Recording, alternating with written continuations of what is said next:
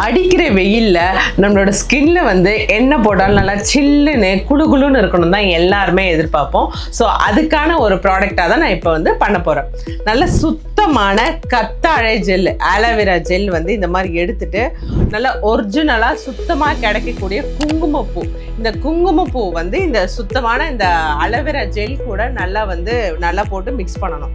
Mix பண்ணிவிட்டு இந்த Kumkumadi oil எல்லாருமே கேள்விப்பட்டிருக்கோம். குங்குமாதி ஆயில் பழைய காலத்திலாம் வந்து இந்த ராணிகள்லாம் பயன்படுத்துவாங்கன்னு சொல்லுவாங்க பார்த்தீங்களா. தூங்க போகிறதுக்கு முன்னாடி இந்த குங்குமாதி ஆயில் வந்து நல்லா வந்து அப்ளை பண்ணிட்டு போனால் வந்து ஸ்கின் வந்து நல்லா க்ளோவாக இருக்குன்றதுக்காக.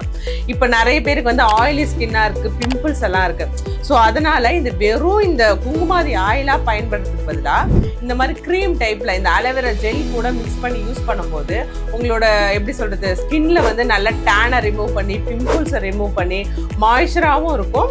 ஸ்கின்ல வந்து நல்ல வந்து ஒரு க்ளோவும் வந்து கலர் இம்ப்ரூவ்மெண்ட்டும் சூப்பராக வந்து இந்த சாஃப்ரான் க்ரீம் வந்து உங்களுக்கு நல்ல ரிசல்ட் கொடுக்கும்.